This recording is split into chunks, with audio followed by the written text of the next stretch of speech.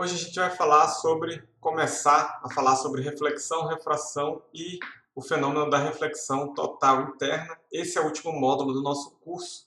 Essa aula do princípio de Huygens a gente vai pular, é uma coisa mais geométrica, ajuda a gente a entender, mas seria uma revisão. Então eu ia ter 2 aulas de revisão seguida, não ia ficar muito legal. Então vamos partir para a revisão sobre a lei de Snell e o fenômeno de reflexão e refração.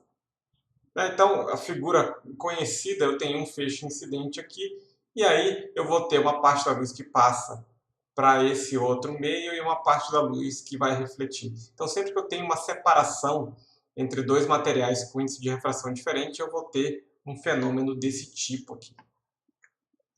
E a gente tem algumas leis que regem como isso vai acontecer.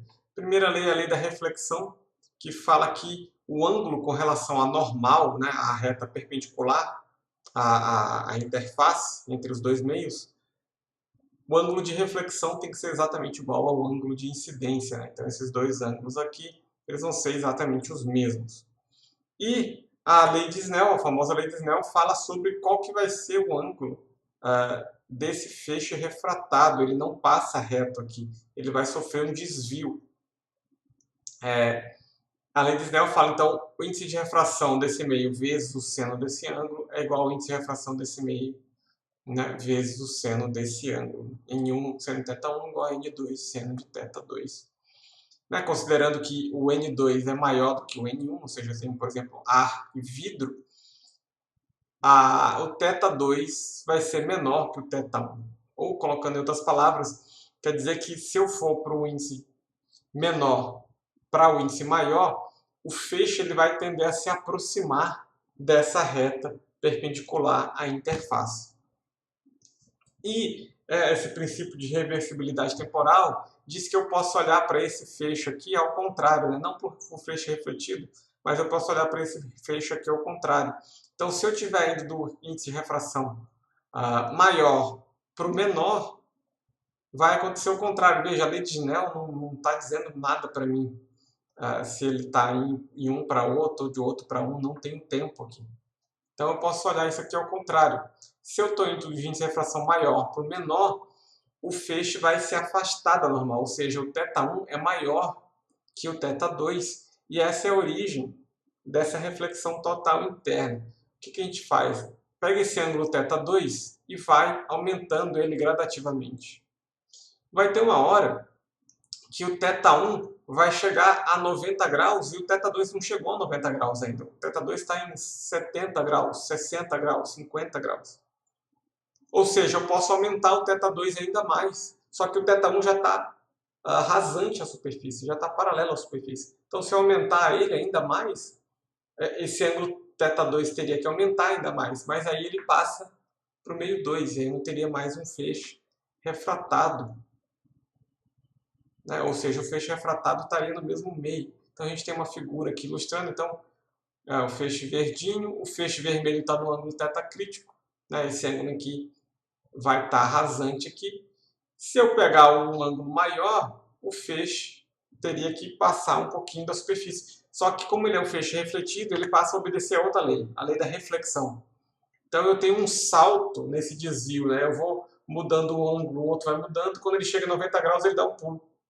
Se aumentar mais um pouquinho isso aqui, ele dá um pulo, porque o ângulo de incidência tem que ser igual ao ângulo de reflexão. Eu só tenho um feixe refletido, não tenho mais um feixe refratado, e eu tenho uma reflexão total. Nenhuma parte da energia vai passar para o meio de índice de refração menor. O nome reflexão total interna é mais referente a isso. Eu estou dentro de alguma coisa, não estou no ar. Eu estou dentro de um material mais denso.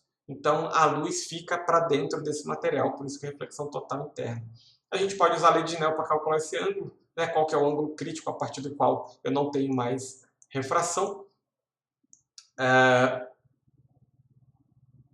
Seno de N1 seno de θ crítico, aqui eu coloquei o N1 aqui embaixo, tá? Que nem está na figura. N1 seno de θ crítico é igual a N2 seno de 90 graus.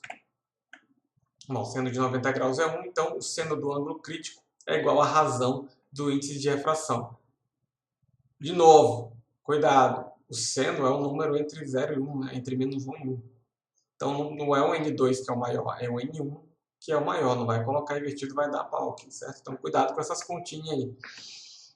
Para que serve isso? Tem uma variedade de tipos de aplicação e uso dessas coisas, desse fenômeno, mas o mais comum hoje em dia, né, o mais prático no nosso dia a dia é fibra ótica, transmissão de luz via fibra ótica. Eu tenho o núcleo da fibra, é um material com índice de refração maior do que esse vidro que vai embora, vai em torno, né, que seria a casca. E aí, por isso, eu tenho, se eu incidir a luz dentro, né, aqui na entrada da fibra, incidir a luz dentro do núcleo, ela vai ficar sofrendo reflexão total interna, não vai sair do vidro, não vai sair. Então, ela vai ser guiada por dentro desse núcleo da minha fibra ótica. Só que agora a gente já estudou polarização. A gente já estudou demais sobre ondas eletromagnéticas para ver isso com essa simplicidade. Então, a polarização da luz e essa polarização, essa direção de oscilação do campo elétrico e sua relação com a interface vai mudar a forma como essas ondas são refletidas e refratadas, tá certo? E é isso que a gente vai estudar na próxima aula. Né? São as fórmulas de Fresnel e tratamento mais avançado, mais aprofundado sobre esse fenômeno de reflexão e de refração da luz. Então, pessoal, até a próxima aula. Vai ser um pouco mais complicada essa outra aula, mas a gente vai fazendo a conta com calma, não é nada do outro mundo, é conta algébrica, e a gente vai ver outros fenômenos muito legais de observar sobre ondas refletidas e refratadas. Tchau, tchau.